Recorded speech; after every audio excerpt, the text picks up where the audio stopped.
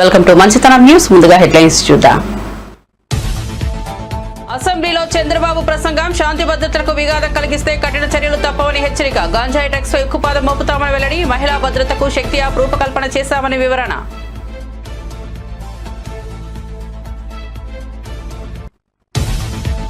BRS అధినేత K Chandrashekar Rao అధ్యక్షతన తెలంగాణ భవన్లో పార్టీ శాసనసభాపక్షం సమావేశం. బీఆర్ఎస్ ఎమ్మెల్యేలు ఎమ్మెల్సీలు హాజరు. అసెంబ్లీ బడ్జెట్ సమావేశాలతో పాటు ఎమ్మెల్సీ ఎన్నికల్లో అనుసరించాల్సిన వ్యూహంపై పార్టీ ఎమ్మెల్యేలు ఎమ్మెల్సీలకు కేసీఆర్ దిశానిర్దేశం. త్రిపురాపై నితిన్ గడ్కరీ హామీ ఇచ్చారన్న మంత్రి కోమటిరెడ్డి వెంకటరెడ్డి. అన్ని అనుమతులు 2 నెలల్లో ఇస్తామని గడ్కరీ హామీ ఇచ్చారన్న మంత్రి. అన్ని క్లియరెన్స్లు వచ్చాక నరేంద్ర మోదీ దృష్టికి తీసుకెళ్తామని చెప్పారని వెల్లడి. హైదరాబాద్ మచిలీపట్నం రహదారి కోసం 2 ప్యాకేజీలుగా టెండర్లు పిలుస్తున్నట్లు వెల్లడి. ఉచిత ఇసుక విధానంపై ఏపీ శాసనమండలిలో అధికార ప్రతిపక్షాల మధ్య వాడివేడి చర్చ. గతంలో కంటే పెద్దగా మార్పు లేదని వైఎస్ఆర్సీపీ సభ్యుడు బొత్స సత్యనారాయణ విమర్శ. దీనిపై మంత్రులు కొల్లు రవీంద్ర, అచ్చెన్నాయుడు సమాధానం.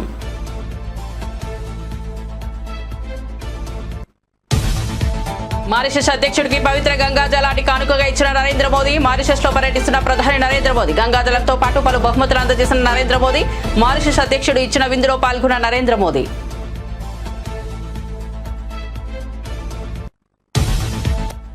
నిజామాబాద్ పసుపు రైతుల ఆందోళనలు ప్రభుత్వానికి కనిపించడం లేదా అని రేవంత్ రెడ్డి సర్కార్కు బీఆర్ఎస్ ఎమ్మెల్సీ కవిత సూటిగా ప్రశ్న. పసుపుకు రాష్ట్ర ప్రభుత్వం గిట్టుబాటు ధర కల్పించడానికి చర్యలు తీసుకోకపోవడం దారుణమని వ్యాఖ్య. ఇక వార్త వివరాల్లోకి వెళ్తే అసెంబ్లీలో వైఎస్ వివేకానందరెడ్డి హత్య కేసుపై సీఎం చంద్రబాబు కీలక వ్యాఖ్యలు చేశారు. నేరస్తులు ఎలా ట్రాప్ లో పెడతారనేందుకు ఇది ఉదాహరణగా పేర్కొన్నారు. వివేక గుండెపోటుతో మరణించారని మొదట చెప్పి సునీత పోస్ట్ మార్టం అడగకపోతే అంత్యక్రియలు చేసేవారని అన్నారు. ఉదయం గుండెపోటు అని చెప్పిన వారు సాయంత్రానికి మాట మార్చారని, నారాసుల రక్త చరిత్ర అంటూ తప్పుడు ప్రచారం చేశారని ఆరోపించారు.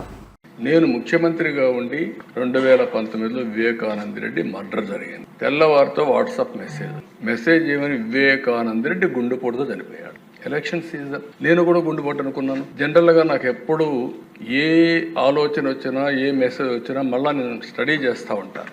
అలాంటిది నేను కూడా ఎలక్షన్ లో ఉండి క్యారీ అయ్యాను. నాకు ఒక సీఎంఓ ఉంది, ఒక ఇంటెలిజెన్స్ ఉంది, ఒక డీజీపీ ఉన్నాడు, మా చంద్రరాజ మంత్రి. అప్పుడు అందరం ఉన్నాం. అర్థం కాలేదు, నిజం అనుకున్నాం, నమ్మాం. అంటే నేరస్తులు ఏ విధంగా ట్రాప్ లో పెడతారనేదానికి ఇది ఒక ఉదాహరణ. దిశ అంతవరకే చెప్తున్నాను నేను ఈరోజు. అది అయిన తర్వాత మధ్యాహ్నాలకి బిల్డప్ అయింది. సునీత గారు అడిగారు దీన్ని పోస్ట్ మార్టం చేయాలని. సునీత గారు గాని పోస్ట్ మార్టం అడగకుండా ఉండుంటే క్రిమేషన్ అయిపోయారు. అంటే నేను ఎందుకు ఇవన్నీ చెప్తున్నానంటే, నేరాలు ఘోరాలు చేసే వ్యక్తుల పట్ల ఏ స్థాయి అయిన వాళ్ళైనా సరే మనం అప్రమత్తంగా ఉండకపోతే మాత్రం మనం న్యాయం చేసినట్టు కాదు, మనం కూడా ఇబ్బందులు పడే పరిస్థితి వస్తుంది. ఆ తర్వాత సాయంత్రానికి అధ్యక్ష ఎప్పుడైతే పోస్ట్ మార్టం చేశారో, ఏ టీవీలో అయితే గుండెపోటని చెప్పారో వాళ్లే సాయంత్రానికి మాట మార్చేసి ఇంతవరకు మా తండ్రి చనిపోయాడు, ఇప్పుడు తండ్రి లేని బిడ్డే కాకుండా చిన్నాన్న ఉంటే ఆ పెద్ద దిక్కు కూడా లేకుండా పోయిందని చెప్తే ప్రజలు నమ్మించే పరిస్థితికి వచ్చారు. 2వ రోజు అధ్యక్ష నా చేతిలో కత్తి పెట్టి నారాసుర రక్త చరిత్రను వేసే పరిస్థితికి వచ్చారు. బాధ కదా దేశ, ఆవేదన కలగదా? ఏంటి ఇలాంటి అరాచకాలు చేసి కూడా రాజకీయాలు చేయగలుగుతావనే ధీమా నా జీవితంలో ఒకటే చెప్తాను దశ. ఎప్పుడు హత్యా రాజకీయాలు మరక అంటకుండా 45 సంవత్సరాలు రాజకీయాలు చేశారు. ఎవరైనా హత్యా రాజకీయాలు చేసిన ప్రజాక్షేత్రంలో పోరాడి అలాంటి వ్యక్తుల్ని శాశ్వతంగా రాజకీయాలు లేకుండా చేశాను తప్ప, శిక్షలు బయటకు చేశాను తప్ప, నేను ఎలాంటి పరిస్థితులు కూడా అలాంటి దీనికి దోహదం చేయలేదు. నేను ఎప్పుడూ చెప్పేవాడిని, ఒక హత్య చేయడం అనేది చాలా ప్రమాదం. పోస్ట్ మార్టానికి కారకులైన వ్యక్తులు మీకు కూడా పోస్ట్ మార్టం జరుగుతుంది, జాగ్రత్తగా ఉండమని హెచ్చరించాను. ఈ రోజు ఈ హౌస్ లో కూడా ఎమ్మెల్యేస్కి అందరికీ చెప్తున్నాను, మీ నియోజకవర్గాల్లో లా అండ్ ఆర్డర్ కంట్రోల్ చేయడం మీ బాధ్యత. లా అండ్ ఆర్డర్ ని మనం గాని విస్మరిస్తే ప్రజల్లో అశాంతి వస్తే కరెక్ట్ కాదు. ఇంకొక విషయం కూడా చెప్తున్నాను, రాజకీయ ముసుగులో నేరాలు ఘోరాలు చేసి ఎదురుదాడి చేసి తప్పించుకుంటా ఉంటే ఈ ప్రభుత్వంలో సాగనివ్వనని మరొక్కసారి చాలా స్పష్టంగా హెచ్చరిస్తున్నాను. రీజనల్ రింగ్ రోడ్డుపై కేంద్రంతో సంప్రదింపులు కొనసాగుతున్నాయని మంత్రి కోమటిరెడ్డి వెంకటరెడ్డి తెలిపారు. ఢిల్లీలో కేంద్ర మంత్రి నితిన్ గడ్కరీతో భేటీ అయిన అనంతరం మీడియాతో మాట్లాడారు. సంగారెడ్డి, భువనగిరి, చౌటుప్పల్ వరకు టెండర్ల ప్రక్రియ పూర్తయిందని చెప్పారు. త్వరలోనే ప్రాజెక్టు పనులు వేగంగా ప్రారంభమవుతున్నాయని తెలిపారు. ప్రపోజల్స్ కూడా అలైన్మెంట్ కూడా పంపాలని కూడా వారు చెప్పడం జరిగింది. ఇప్పటికే మేము కూడా అలైన్మెంట్ చేయడం జరిగింది. అది పోయిన తర్వాత ముఖ్యమంత్రి గారితో డిస్కస్ చేయడం జరుగుతుంది. రెండవది ముఖ్యమైనది హైదరాబాద్ విజయవాడ 6 లేనింగ్ సంబంధించి మీ అందరికీ తెలుసు. లాస్ట్ టైం పార్లమెంట్లో ఎన్నిసార్లు నేను మాట్లాడినాం. దానికి సంబంధించి కేంద్ర మంత్రివర్యులు ఒకటే చెప్పారు, దాన్ని మచిలీపట్నం వరకు ఎక్స్టెండ్ చేస్తూ కన్సల్టెంట్ని పిలవడం జరిగింది. నేను అప్పుడు చెప్పాను, మళ్ళీ దీన్ని మీరు మచిలీపట్నం అంటే లేట్ అవుతుంది. ఫస్ట్ ఇప్పుడు Hyderabad border Ramoji film city అవతలకి వెళ్ళి విజయవాడకు ఒక ప్యాకేజు 6 లేన్ కోసం ఆల్రెడీ ల్యాండ్ ఎక్వేషన్ అయిపోయింది. దాన్ని టెండర్ పిలవాలని చెప్పినప్పుడు ఇమ్మడే నేషనల్ హైవే చైర్మన్ గారితో సెక్రటరీ గారితో మోర్ సెక్రటరీతో మాట్లాడి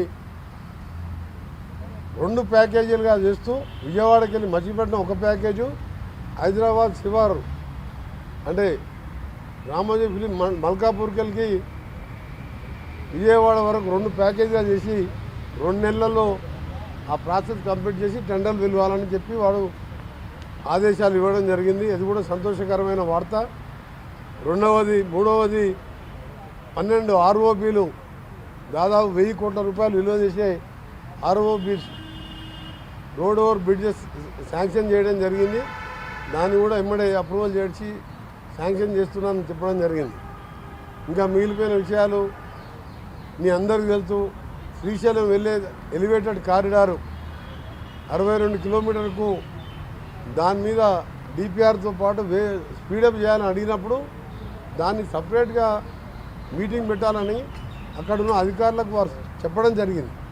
ఎందుకంటే ఫారెస్ట్కి తెలుసు 62 కిలోమీటర్లు అంటే చాలా పడుతుంది. దానికి సంబంధించి ఎలివేటెడ్ కారిడార్ సంబంధించి సపరేట్ మీటింగ్ పెడతానని చెప్పి వారు మాకు హామీ ఇవ్వడం జరిగింది. దాంతోపాటు మన కొల్లాపూర్ దగ్గర కృష్ణా నదిపై కేబుల్ బ్రిడ్జు 1200 కోట్లు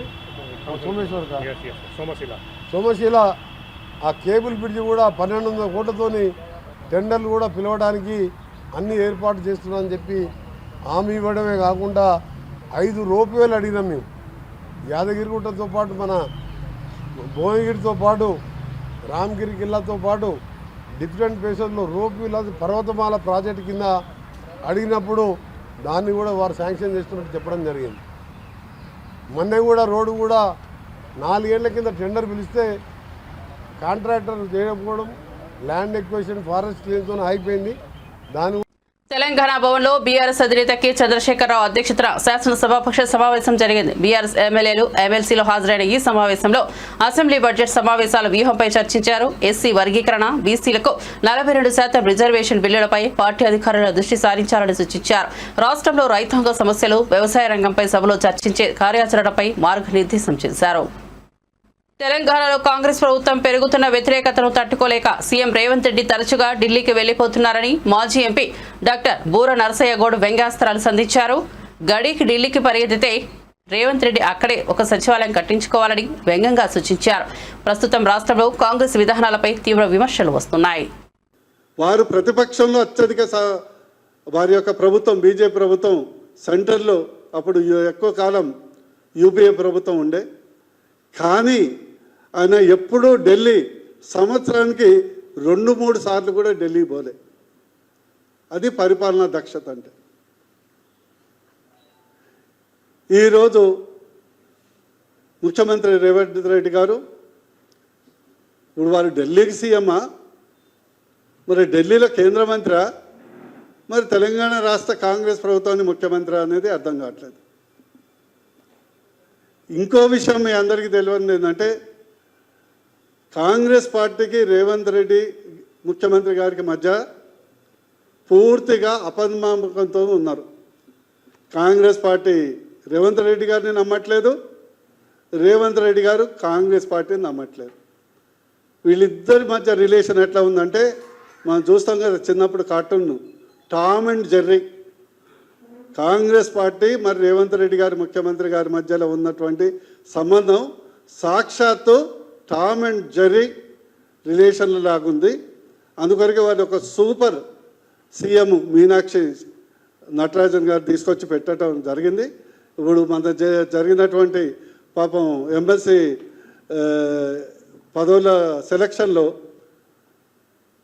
రేవంత్ రెడ్డి గారు ఇచ్చిన లిస్టును పక్కకు పెట్టి యావత్ మీనాక్షి నటరాజన్ గారు సిఫార్సు చేసినటువంటి లిస్టునే కేంద్ర కాంగ్రెస్ పార్టీ నాయకత్వం అనుమతి ఇచ్చిందంటే దాని సాక్షాత్తు ఇద్దరి మధ్యలో టామ్ అండ్ జెర్రీ రిలేషను ఉన్నది. అది ఎన్ని రోజులు ఉంటుందో దేవుడే తెలవాలి. ఇక పోతే నా సలహా మన రాష్ట్ర అభివృద్ధి కొరకు ఈరోజు ఏంటంటే రాష్ట్రంలో ఎవరి దగ్గర చెలి కావలేదు, ఏ వ్యాపారం జరగట్లేదు. రియల్ ఎస్టేట్ అయితే కోమాల ఉంది, నిద్ర కూడా కాదు కోమాల ఉంది. వారికి తెలంగాణ రాష్ట్రం పార్టీలు ఏమైనా కూడా బీజేపీ ఎప్పుడైనా కూడా సబ్కా సాత్ సబ్కా వికాస్. నిజామాబాద్ పసుపు రైతుల ఆందోళనలను రాష్ట్ర కేంద్ర ప్రభుత్వాలు పట్టించుకోవడం లేదని బీఆర్ఎస్ నేత కవిత విమర్శించారు. ఎన్నికల సమయంలో రాహుల్ గాంధీ, రేవంత్ రెడ్డి క్వింటాకు 15,000 మద్దతు ధర హామీ ఇచ్చి ఇప్పుడు మౌనం వహిస్తున్నారని నిలదీశారు. బీజేపీ ఎంపీ ధర్మపురి అరవింద్, కేంద్ర మంత్రి బండి సంజయ్ రైతులను పరామర్శించకపోవడాన్ని ప్రశ్నించారు. తక్షణమే ప్రభుత్వం 15,000 మద్దతు ధరతో పసుపు కొనుగోలు చేయాలని డిమాండ్ చేశారు. జై తెలంగాణ. ఇవాళ నిజామాబాద్లో పసుపు రైతులు ఉద్యమిస్తున్నటువంటి తీరుని మనం గమనించడం జరిగింది. మొన్న మిర్చి రైతులు అదే తీరుగా ఉద్యమించారు. కానీ మాటలు చెప్పినటువంటి కేంద్ర రాష్ట్ర ప్రభుత్వాలు ఇద్దరు కూడా మరి రైతులకు ఆదుకోవడానికి ముందుకు రావడం లేదు. నిజామాబాద్లో పసుపు రైతులకు 15,000 మద్దతు ధర ఇస్తామని చెప్పి కాంగ్రెస్ పార్టీ అధ్యక్షుడిగా ఉన్నప్పుడు ఇప్పటి ముఖ్యమంత్రి గారు రేవంత్ రెడ్డి గారు మాట ఇచ్చి ఉన్నారు. అదే మాట గౌరవనీయులు రాహుల్ గాంధీ గారు కూడా చెప్తున్నారు. కానీ పసుపుకు ఇప్పుడు కనీసం 11,000, 9,000 కూడా రానటువంటి పరిస్థితులలో ప్రభుత్వం ముందుకొచ్చి మా నిజామాబాద్ పసుపు రైతుల్ని ఆదుకోకపోవడం అన్నది కేవలం రైతుల్ని నయవంచన చేయడమే, మోసం చేయడమే. కాబట్టి తక్షణమే రాష్ట్ర ప్రభుత్వం ముందుకొచ్చి పసుపు పంటను కొనుగోలు చేయాలని చెప్పి కనీసం 15,000 రూపాయలు మద్దతు ధర ఇవ్వాలని చెప్పి నేను డిమాండ్ చేస్తూ ఉన్నాను. అదేవిధంగా పసుపు బోర్డు తీసుకొచ్చామని చెప్తున్నటువంటి భారతీయ జనతా పార్టీ మా ఎంపీ అరవింద్ గారు కూడా మరి ఈ సందర్భంలో కనీసం రైతులను పరామర్శించేటటువంటి పరిస్థితి కూడా కనబడడం లేదు. పసుపు బోర్డు తీసుకొచ్చారు, దానికి చట్టబద్ధత లేదు. పసుపు బోర్డు తీసుకొచ్చినారు, దాంతో పసుపు రైతులకు ఒరిగిందేమీ లేదు. కనీసము ఆ పసుపు బోర్డు ఇనాగ్రేషన్ టైంలో బండి సంజయ్ గారు ఒక మాట చెప్పినారు, మేము చాలా దీంతో పసుపు రైతులకు లాభం చేస్తాము, ధరలు పెంచుతామని చెప్పినారు. మరి ఆ ప్రయత్నం చేస్తున్నట్టుగా కూడా కనీసం కనబడతలేదు. సో ఇవాళ కేంద్ర ప్రభుత్వం కూడా ముందుకు రావాలని చెప్పి రైతులను ఆదుకోవాలి, పసుపు రైతులను అని చెప్పి నేను డిమాండ్ చేస్తూ ఉన్నాను. Thank you. జై తెలంగాణ. మద్యం స్కామ్ పై సిట్ విచారణ వేగవంతం చేయగానే తాడేపల్లి ప్యాలెస్ ముందు మద్యం ఫైళ్లు తగలబెట్టినట్లు వార్తలు వస్తున్నాయని మంత్రి అచ్చెన్నాయుడు అన్నారు. పోలీసులు సీసీటీవీ ఫుటేజ్ ఇవ్వాలని 4 సార్లు లేఖ రాసిన జగన్ ఎందుకు ఇవ్వడం లేదని ప్రశ్నించారు. ఫుటేజ్ ఇవ్వడానికి జగన్ ఎందుకు భయపడుతున్నారని నిలదీశారు. ఫైర్ యాక్సిడెంట్ జరిగినా లేకపోతే ఒకరికొకరు పొడుచుకొని మర్డర్ చేసినా సరే ఫస్ట్ హ్యాండ్ ఇన్ఫర్మేషన్ ఏంటంటే అక్కడ ఉన్నటువంటి పబ్లిక్ సమాచారం ఇస్తారు. ఒకవేళ లేకపోతే సీసీ కెమెరాలు ప్రభుత్వం పెడితే ప్రభుత్వం సీసీ కెమెరాలను తీసుకుంటారు. ఒకవేళ ప్రభుత్వం దగ్గర అది లేకపోతే అక్కడ ఉన్నటువంటి షాపింగ్ కాంప్లెక్స్ అయితే షాపింగ్ కాంప్లెక్స్, రెసిడెన్షియల్ కాంప్లెక్స్ అయితే రెసిడెన్షియల్ కాంప్లెక్స్, ఒకవేళ సొంత హౌస్ ఉంటే ఇప్పుడు సీసీ కెమెరాలు లేనటువంటి హౌసులు లేవు, షాపింగ్ కాంప్లెక్స్లు లేవు, అన్ని దగ్గరలో సీసీ కెమెరాలు పెట్టారు అధ్యక్ష.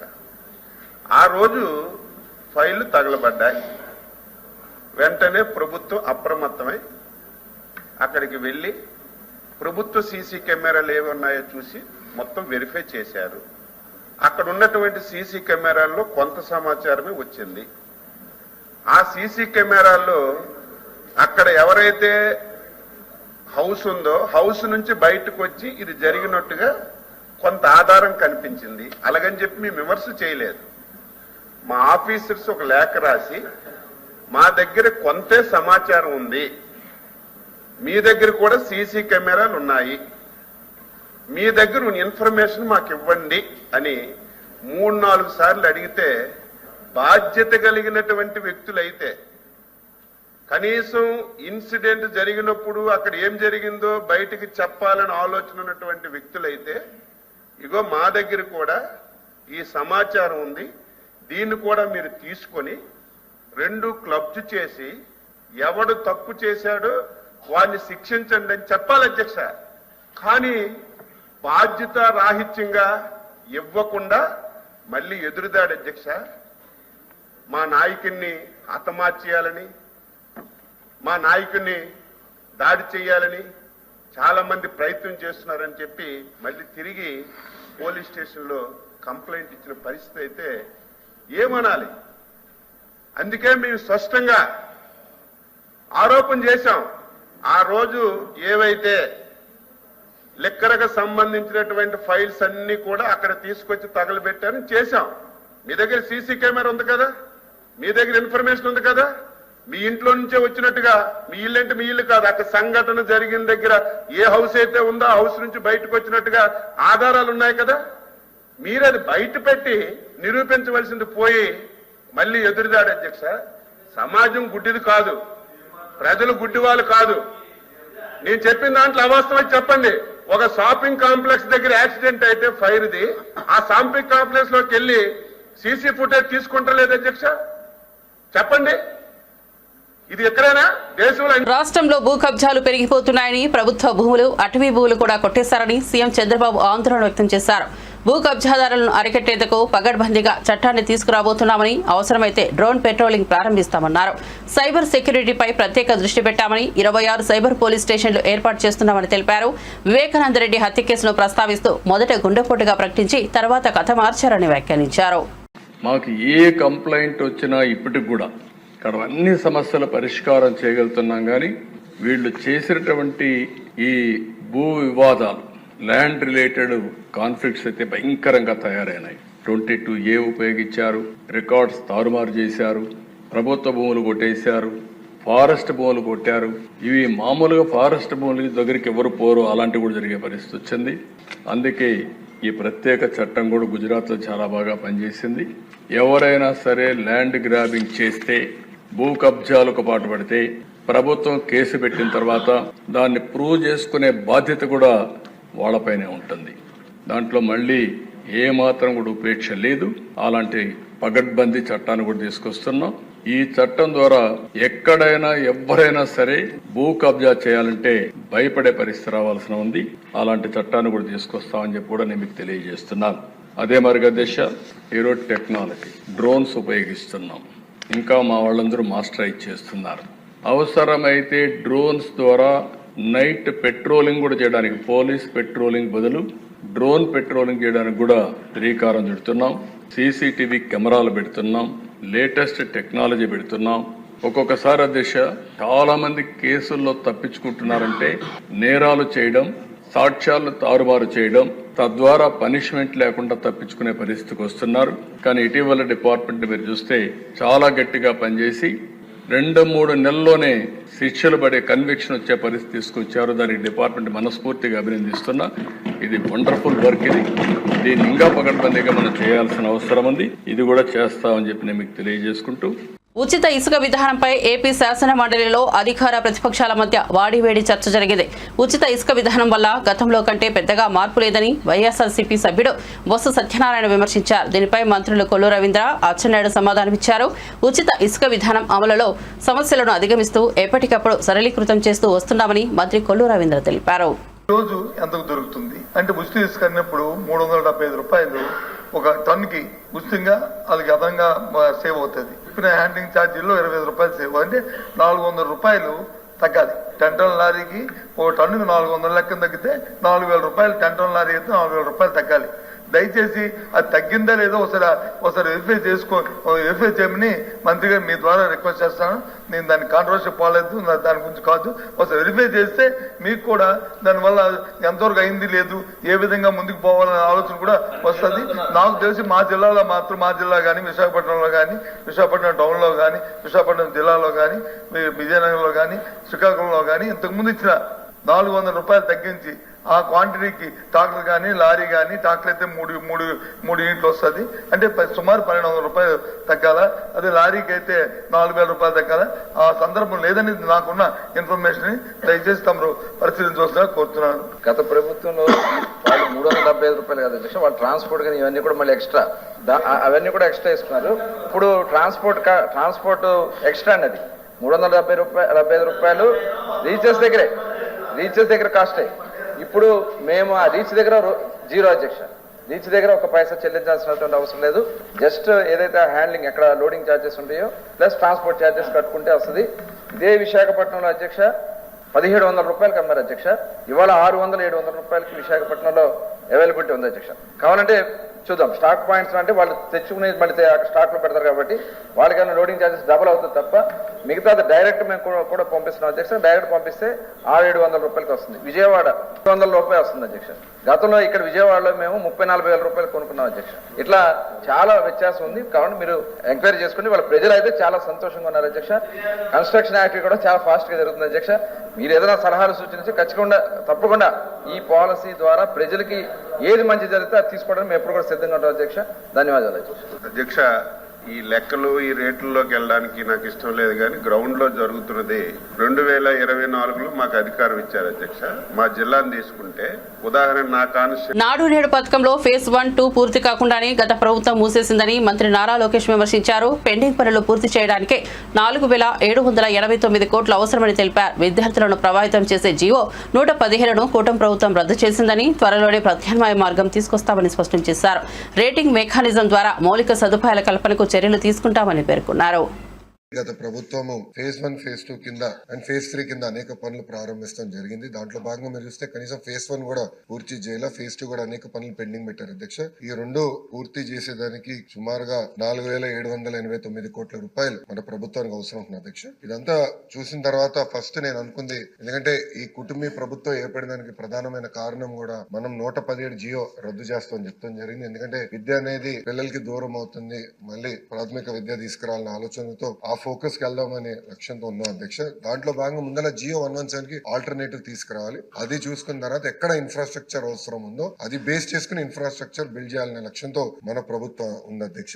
దాంట్లో అధ్యక్ష మీరు చూస్తే ఇన్ఫ్రాస్ట్రక్చర్ కూడా అనేక స్టార్ రేటింగ్ ఇస్తాం జరిగింది అధ్యక్ష. 0, 1, 2, 3, 4, 5 స్టార్. ఎందుకు చేసామంటే నేను కూడా వ్యత్యాసం చేశాను. కొన్ని పాఠశాలలో ఇన్ఫ్రాస్ట్రక్చర్ అన్ని ఉన్నాయి, బెంచ్లు ఉన్నాయి, టీవీలు ఉన్నాయి, రంగులు ఉన్నాయి. కొన్ని పాఠశాలలో అసలు ఏమి లేవు అధ్యక్ష. అంటే కంప్లీట్ ఎక్స్ట్రీమ్స్ నాకు ఫీల్డ్ లో కంపెనీ ఇది కరెక్ట్ కాదని భావించి కొన్ని నిర్ణయాలు. ఒకటి లీక్ ప్రూఫ్ బిల్డింగ్, అన్నిటికీ పెయింట్ ఉండాలి, ఎలక్ట్రిసిటీ ఉండాలి, ఫంక్షనల్ టాయిలెట్ ఉండాలి, డ్రింకింగ్ వాటర్ ఫెసిలిటీస్ ఉండాలని నిర్ణయం తీసుకున్నాం. దీంట్లో భాగంగా మనం అనేక రేటింగ్ మెకానిజం ఏర్పాటు చేసాం. ఆ రేటింగ్ ఎట్టి చేస్తున్న వివరాలు గౌరవ సభ్యులు కూడా నేను పంపిస్తాను అధ్యక్ష. దాంతో వాళ్ళు కూడా ఒక ఐడియా వస్తుంది. దాన్ని బట్టి వాళ్ళ నియోజకవర్గాల్లో ఎందుకు ఒక పాఠశాల ఆ రేటింగ్ వచ్చిందని కూడా తెలుసుకుని అది ఎట్లా ఇంప్రూవ్ చేయాలో వాళ్ళు కూడా ఒక అవకాశం ఉంటుంది అధ్యక్ష. ఇప్పుడు వాస్తవంగా అధ్యక్ష అన్ని ప్రభుత్వ పాఠశాలల్ని మనం 5 స్టార్స్ రేటింగ్ తీసుకురావాలి. సుమారుగా ఈ రోజున SSR రేట్ ప్రకారం 13,526 కోట్ల రూపాయలు అవసరం అధ్యక్ష. సో ఇదేదో ఒక్క రోజులో చేసేస్తాం, ఒకేసారి అయిపోతుంది అనుకుంటాం, ప్రమాదకరం. చేయలేము అధ్యక్ష. అది ఒక రోజు అయ్యే పని కాదు. అందరం కలిసికట్టుగా పని చేస్తే ఒక 5 నుంచి 7 సంవత్సరాలు పడుతుంది అధ్యక్ష. ఇక్కడ నేను గౌరవ సభ్యులందరినీ కూడా ఏంటంటే మనం కూడా ప్రభుత్వ పాఠశాలల్ని దత్తత తీసుకుని లోకల్ CSR నిధులు కానివ్వండి, ఇతర వేరే కార్యక్రమాల ద్వారా నిధులు జతపరిచి ఈ ప్రభుత్వ పాఠశాలని ఇన్ఫ్రాస్ట్రక్చర్ ని ప్రధానంగా ఇంప్రూవ్ చేయాలని గౌరవ సభ్యులందరినీ కోరుతున్నా అధ్యక్ష. SLBC సొరంగ మార్గంలో గల్లంతైన వారి కోసం 18వ రోజు సహాయక చర్యలు కొనసాగుతున్నాయి. ఇంకా ఆచూకీ లభించిన 7 కోసం సహాయక బృందాలు అవిశ్రాంతంగా పోరాడుతున్నాయి. మంగళవారం రోబోలను సైతం రంగంలోకి దించారు. రోబోటిక్స్ బృందం ఒక రోబోతో సొరంగంలోకి వెళ్లింది. మొదటి షిఫ్ట్ లో 110 మంది రెస్క్యూ టీం టన్నెల్లోకి వెళ్లి గాలిస్తోంది.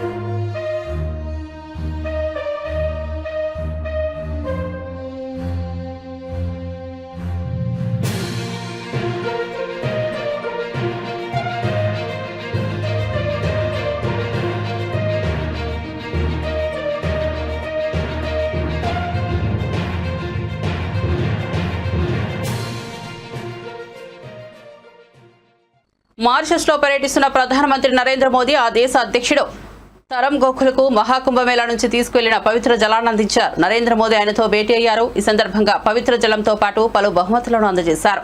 అనంతరం మారిషస్ అధ్యక్షుడు ఇచ్చిన విందులో పాల్గొన్నారు. అంతకుముందు మారిషస్ ప్రధాని నవీన్ రామ్ గోలంతో నరేంద్ర మోదీ భేటీ అయ్యారు. ఆ దేశ జాతిపిత CO సాగర్ రామ్ గోలం పేరుతో మీద ఏర్పాటు చేసిన బొటానికల్ గార్డెన్ ను వారు సందర్శించారు. ఇరువురు ప్రధానులు గార్డెన్ లో చెరొక మొక్క నాటారు. అమ్మ పేరిట మొక్క నాటినట్లు నరేంద్ర మోదీ ఎక్స్ వేదికగా వెల్లడించారు.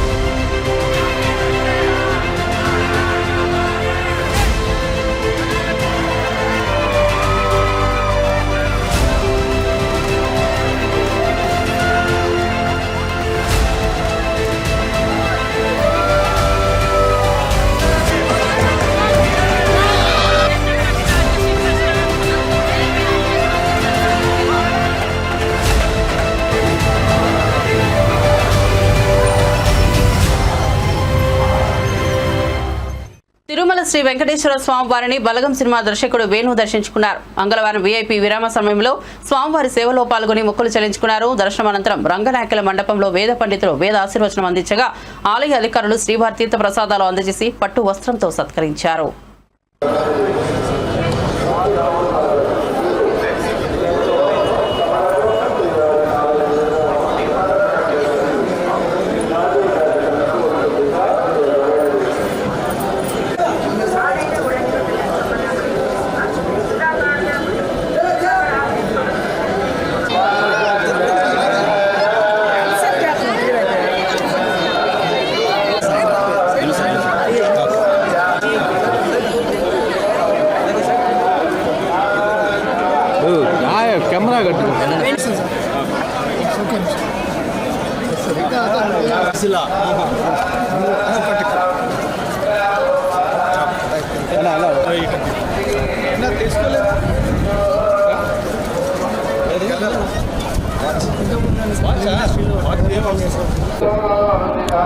అందరికీ నమస్కారం అండి.